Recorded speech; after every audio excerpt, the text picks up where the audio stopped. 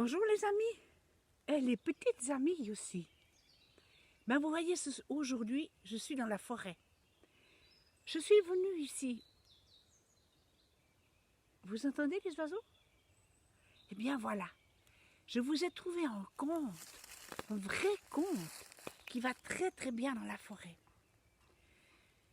Il était une fois dans un château, un merveilleux château, vraiment un grand château qui était tout en rond et dont on pouvait le voir depuis très très loin. Il était situé sur une haute colline et il était construit en rond. Et à chaque étage, il y avait des tourelles, des très jolies tourelles qui finissaient en pointe, jusque tout en haut. Et tout en haut, c'était l'endroit où on mettait les tourterelles. Et il y avait aussi un drapeau. Donc on pouvait voir ce château depuis très très loin, vraiment. Et il était peint en bleu et blanc. Et dans ce château vivait un roi et une reine. Ils étaient là avec leurs domestiques, il y avait un palefrenier, il y avait un écuyer qui s'occupait des chevaux, il y avait des lingères qui s'occupaient du linge et de la lessive, il y avait aussi des cuisinières, et il y avait bien entendu des femmes de chambre. Et ce château était situé vraiment très loin, et il dominait toute une plaine comme ça, aussi d'autres collines qu'on voyait loin à la ronde. Et il y avait des villages, et tous ces villages dépendaient du châtelain. Le châtelain était leur conseiller, il était aussi leur propriétaire, et il était là pour les accompagner, pour être bienveillant avec eux. Lorsqu'il y avait quelqu'un de malade, il s'inquiétait, il prenait des nouvelles, il s'occupait aussi des enfants qui allaient à l'école. Et puis madame, elle l'accomplissait aussi, elle allait trouver les dames des associations pour les enfants. Ils étaient vraiment très heureux. La seule chose qui leur manquait, c'était un enfant. Ça faisait déjà plus de 12 ans qu'ils étaient mariés, mais ils n'avaient encore pas pu avoir d'enfant. Ils ne savaient pas très bien pourquoi. Et puis à ce moment-là, on ne faisait pas de tests, c'était simplement comme ça, c'était avec la nature. Ils étaient tristes, et bien entendu aussi que tout leur voisinage l'était avec eux. Or un jour, la femme, la reine, se leva, elle mit les pieds au bas du lit, et elle sentit quelque chose là au fond d'elle. Elle n'en dit rien à personne. Elle garda le secret bien au fond d'elle-même. Elle était toute contente, mais elle fit attention de ne pas trop montrer sa joie. Et elle attendit quelque temps, et au bout de quelque temps, elle sentit que ça bougeait. Alors là, elle a plus pu te contenir sa joie, et elle est allée annoncer ça à son roi. Elle s'est levée le matin, elle a été frappée à sa porte, et elle lui a dit « Oh mon roi, j'ai une bonne nouvelle !» Et il était tout content. « Qu'est-ce qui se passe, ma reine? Je vous ai jamais vue si joyeuse et si gaie. »« Ah, mais mon roi, j'ai une tellement bonne nouvelle. J'attends un enfant. » Mais alors là, ce fut la fête. Vraiment, le roi était aux anges. Il était comblé de joie. Il a dit, puisque c'est comme ça, alors maintenant qu'on va avoir un bébé, alors on va faire une grande fête. Et on arrivait là au mois de juin où c'était le temps des fêtes, les temps des feux de la Saint-Jean. Alors il envoya ses chevaliers, ses messagers pour annoncer dans toute la région. Ils ont pris leurs chevaux et ils ont été annoncés avec leurs grandes trompettes. Taratatata, taratatata, ratatatata. Le roi invite toute la population à un grand souper, à un grand buffet avec des grillades. Il y aura de la viande, il y aura des gâteaux, il y aura à boire et à manger au château le soir de la Saint-Jean. Venez, le roi et la reine vous invitent. Ils sont tellement heureux, ils attendent une naissance pour la Noël. Et alors là, tout le monde a été content. Les femmes se sont mises en cuisine, elles ont préparé des gâteaux, les hommes sont partis dans la forêt, ils ont tendu des collets pour les lapins, d'autres ont pu attraper des renards ou d'autres, toutes les bestioles qu'on pouvait attraper et qui étaient en droit de manger. Et le soir, ils ont fait une fête autour du château, tout le monde était heureux. Et les jours passèrent, l'automne arriva, le début de l'hiver, avec le mois de novembre et ses frimas, le vent comme ça dans les arbres qui soufflent. Et une belle nuit, eh bien, le bébé naquit. Elle était tellement contente, la reine, tellement contente. Sa sage-femme était là, elle l'avait aidée. Et elle lui donna son bébé. Mais elle prit des précautions. Elle lui dit, écoutez ma reine, je vais vous présenter votre bébé, mais je vais rester là à côté de vous. Elle l'avait bien emmailloté, elle l'avait mis dans des draps bien chauds, de la flanelle où c'est bien doux, bien cotonneux, bien moelleux. Elle lui avait recouvert comme ça un peu le visage d'un linge, d'une dentelle. Elle le mit comme ça dans les bras de la reine. Et la reine le prit contre elle, elle leva la petite dentelle, et là elle fut. Quelle ne fut pas sa stupeur. C'était terrible pour elle. Elle en tremblait, ce qui fait elle le rendit tout de suite à la sage-femme. La sage-femme le prit, elle lui dit, ben oui, c'est vrai, ça me fait de la peine. Elle aussi avait les larmes des yeux qui lui coulaient. Elles étaient toutes tristes, toutes les deux. Il lui semblait que les oiseaux s'étaient déjà tus dans la forêt, mais c'était encore bien pire.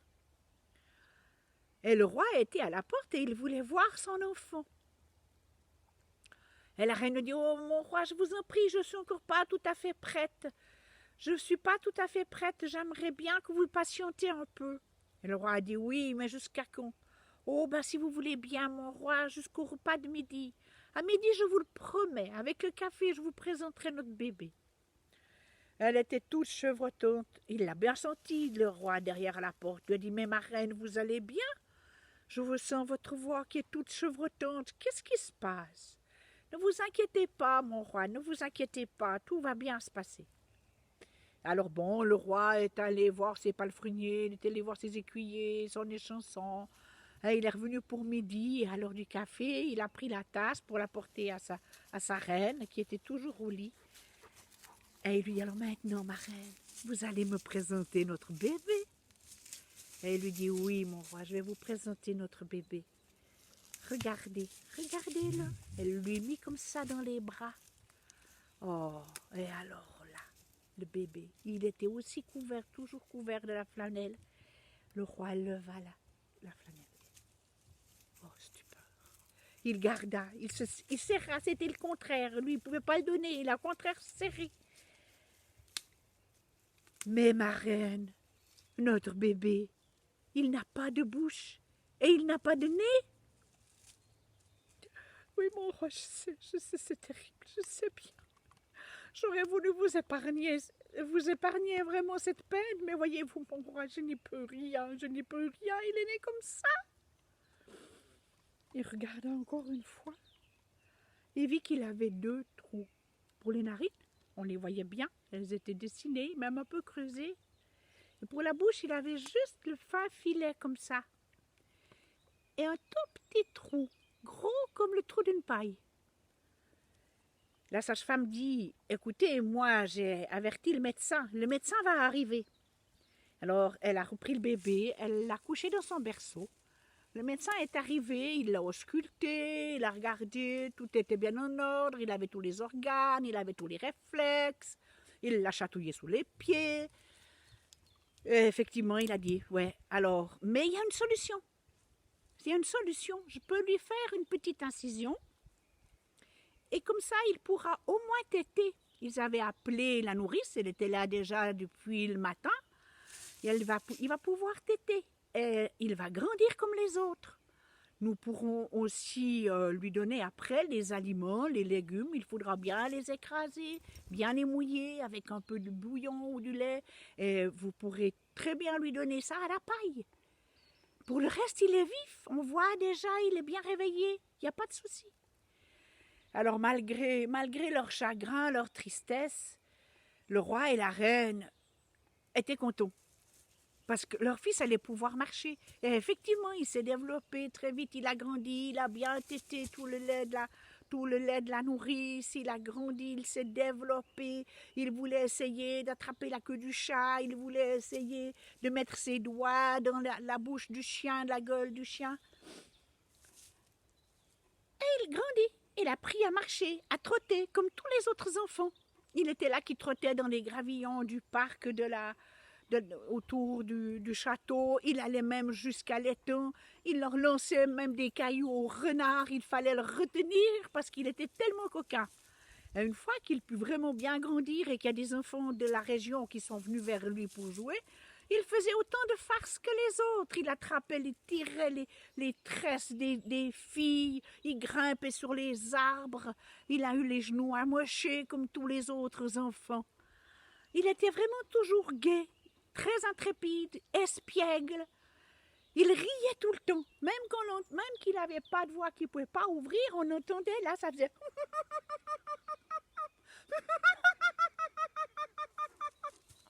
Mais, ben voilà, ça n'allait pas plus loin. Et un beau jour quand même, à chaque anniversaire, le roi faisait toujours une grande fête. Il invitait les enfants, il y avait des carousels, avec sur les carousels des petites voitures, les enfants pouvaient aller dans les petites voitures. Il y avait aussi les balançoires, ils pouvaient se balancer. Ils allaient aussi sur les petits chevaux. Comme ça, ils se balançaient sur les petits chevaux dans les carousels. Il y avait aussi les vendeurs de gaufres. Ils pouvaient manger des gaufres avec du chocolat, se mettre plein partout. Et aussi, bien entendu, les barbes à papa. Vous savez, les barbes à papa, c'est tellement bon. C'est sucré, c'est rose, ils en avaient même partout. Mais lui, l'enfant sans bouche et sans nez, il ne pouvait rien de tout ça. Alors quand il est arrivé vers les 5 ans, comme ça, son 5e anniversaire, il en a eu marre. Il était triste. Ça faisait plusieurs anniversaires qu'il ne pouvait rien manger. Tous les autres pouvaient, mais pas lui. Il a vu que les portails de la grande cour, le grand portail était ouvert, et il est parti. Il a fait semblant de rien. Personne ne s'est occupé de lui, et il est parti. Mais un peu plus loin, au début du parc, du grand parc du château, il y avait une maisonnette, et dans cette maisonnette vivait une vieille femme. Elle était là depuis, mon Dieu, on ne savait pas, le roi n'avait jamais su quand elle était arrivée, depuis quand elle était là, elle ne faisait de mal à personne. Et là, il passa devant sa maison, il la regarda, elle lui fit signe, elle lui dit, viens mon ami, tu veux aller dans la forêt, tu en as marre, tu es fatigué, tu es en colère, je te comprends, c'est vrai. Je vais te donner cette petite fiole-là, dans laquelle, tu vois, il y a un produit. C'est quelque chose de très très bon. Ne le bois pas, toi. Mais je te le donne, tu en auras besoin. Mais je te dis que là où tu vas avoir besoin de courage, de beaucoup, beaucoup de courage. Parce que tout ce que tu as vécu jusqu'à maintenant, ce n'est rien par rapport à ce que tu vas vivre sur ce chemin. Et elle lui a dit, au revoir, je penserai à toi tout le long du chemin. Que Dieu te bénisse. Et il est parti. Il s'est engagé dans le grand parc. Il y avait les biches qui étaient là, qui le regardaient. Elles avaient dressé leurs oreilles comme ça. Elles le regardaient passer avec leurs grands yeux. Elles étaient toutes fines, toutes belles. Elles avaient leurs petits fans à côté d'elles. Elle les laissa passer, elle les accompagna même un peu, un bout.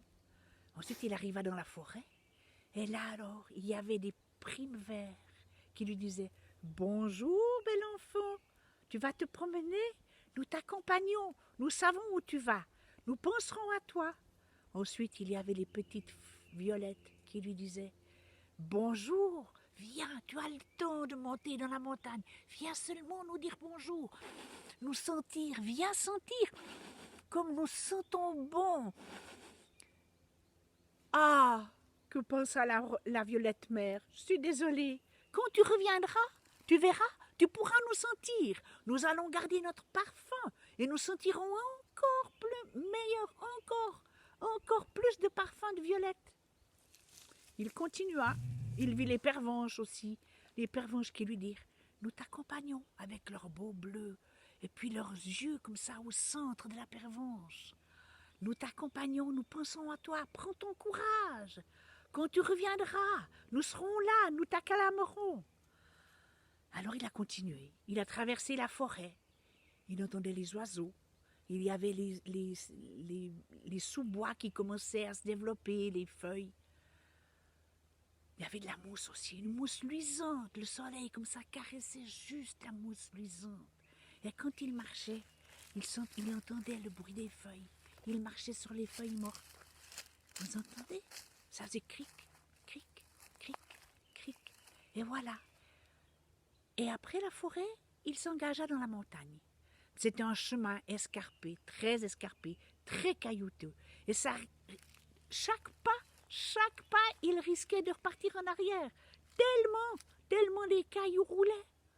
Et il a dû s'agripper à un moment donné à la montagne. Il y avait des cordes, des chaînes auxquelles il a dû s'agripper. Il y avait des pas déjà qui étaient marqués dans la chaîne de la montagne.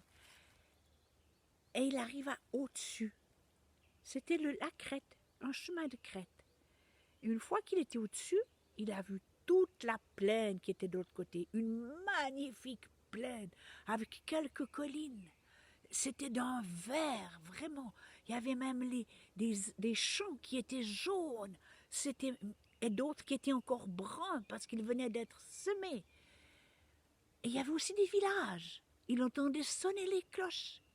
Mais pour se rendre dans cette plaine, il devait continuer, c'était un col, il devait passer le col et continuer de l'autre côté de la montagne, où c'était tout aussi dangereux. Là aussi, c'était un sentier très étroit, très escarpé. Les cailloux lui roulaient aussi sous les pieds. Il devait aussi se tenir à des chaînes. Mais au-dessus, il était content, parce qu'il y avait des bouquetins avec des chamois qui le regardaient, comme des anges gardiens. Et il était là. Il continua, et il arriva dans une caverne. Une grande caverne, vraiment comme ça, qui était dans la montagne, où il faisait nuit, mais nuit. Il a failli faire demi-tour. Et il vit, comme ça, au fond de la caverne, une lueur blanche. Il a été aveuglé. Et la lueur lui a fait signe. Viens, allez, viens si tu oses, viens, je t'attends depuis longtemps. Allez, viens. Et cette lueur s'est transformée en squelette, en forme de squelette. Il y avait une tête avec 2 trous pour les yeux, un trou, le nez était tout enfoncé, mais c'était un trou, la bouche avec les 2. Ça branlait. Les épaules branlaient aussi, il branlait ses bras.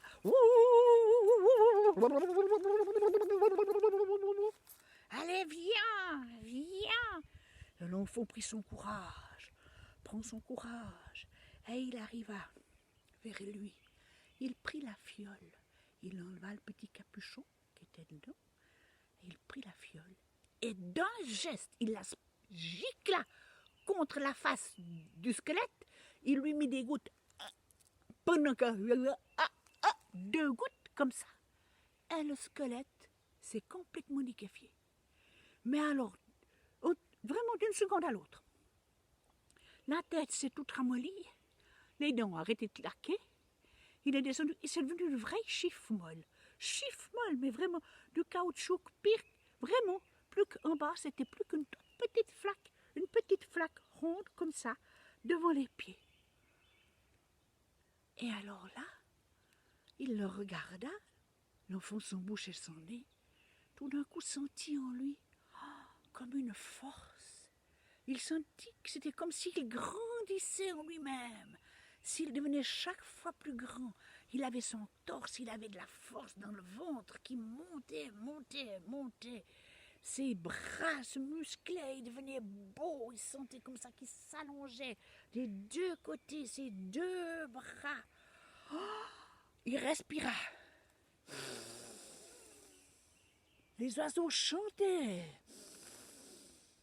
Le soleil s'éclairait. à travers les nuages, un coin de ciel bleu. Mais ce chatouillement, cet air qui le chatouillait, tout d'un coup le fait tchou!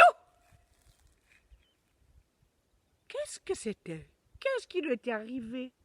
C'était la première fois que ça lui arrivait. Il avait éternué. Il n'avait pas l'habitude, son nez n'avait pas l'habitude de recevoir comme ça, de respirer autant d'air. Et ensuite, il a sauté que sa mâchoire, ah ben oui, il avait des mandibules. Il a fait de la gymnastique avec sa mâchoire, avec sa bouche, dans tous les sens. Tout d'un coup, il a pu mettre son doigt, il a senti qu'il pouvait, ah ben oui, il pouvait même, ça l'a fait rire. Il a pu rire, tout d'un coup son rire il est sorti. Lui qui sortait tout le temps, qui riait au-dedans, eh ben là, hop, il a pu sortir, il a pu rire. Et ses dents, elles pouvaient claquer, c'était les siennes dedans. Il était content, mais joyeux, il s'est senti, mais alors aux anges, il n'avait jamais été si heureux de sa vie. Il a repris le chemin en sens inverse. Mais très vite, il s'est aperçu qu'il fallait qu'il se concentre, qu'il garde les pieds sur terre, la tête sur les épaules et les pieds sur terre. Parce que le chemin était toujours aussi dangereux. Il y avait bien les chamois et les bouquetins qui le regardaient en haut, là, avec leurs belles cornes.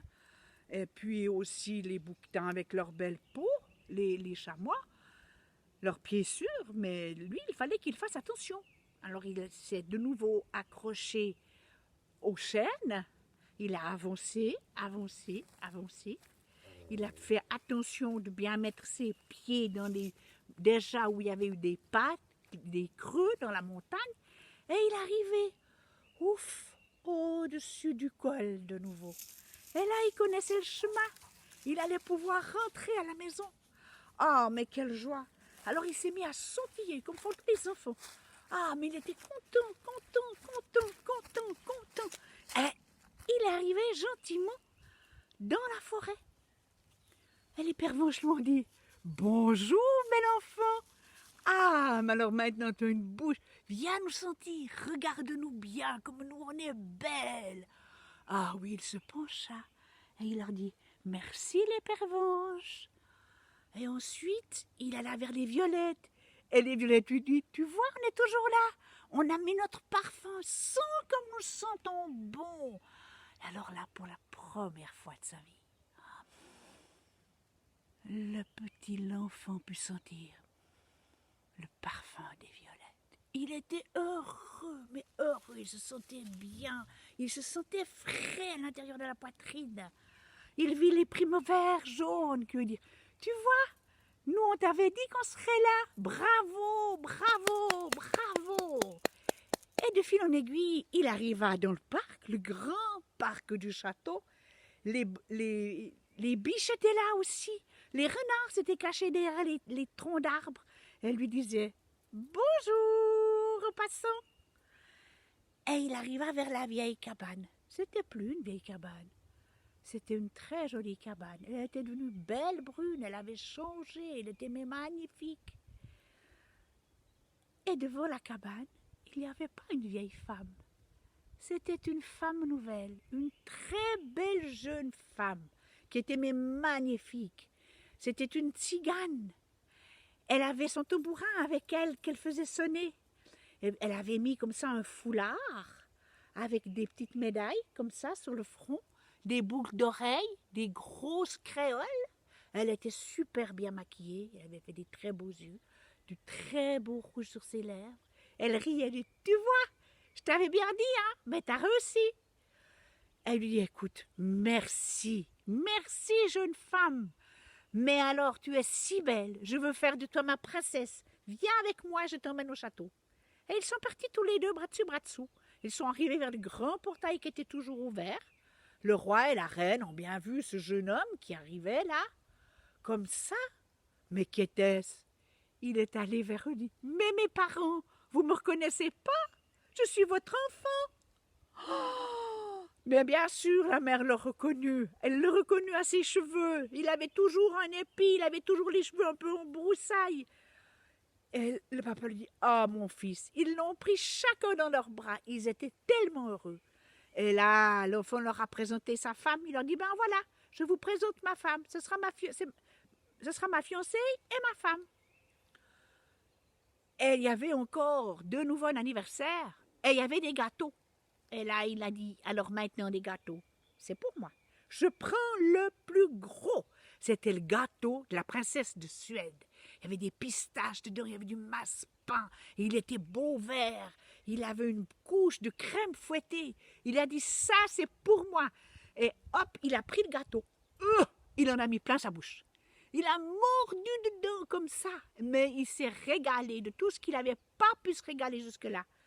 Et il a dit, eh bien, dorénavant, à chaque anniversaire, je veux toujours un gâteau de la princesse de Suède sur la table et ce sera le dernier gâteau et c'est moi qui le mangerai, je me le réserve pour moi tout seul. Et c'est ainsi que l'enfant sans bouche et sans nez a pu dorénavant manger son gâteau d'anniversaire. Il se maria avec la tzigane et ils eurent beaucoup d'enfants. Et voilà, c'est la fin de l'histoire pour ce soir. Cachemire a changé de place. Je ne sais pas si vous arrivez à le voir. Il vous dit aussi au revoir. Où es-tu, Cachemire? Où es-tu? Là. Voilà. Il est là, vous le voyez? Allez, Cachemire. Il ne veut pas vous dire au revoir. C'est pas grave. Ça sera pour une prochaine fois. Allez, au revoir. Bonne fin de dimanche et bonne semaine. À la semaine prochaine.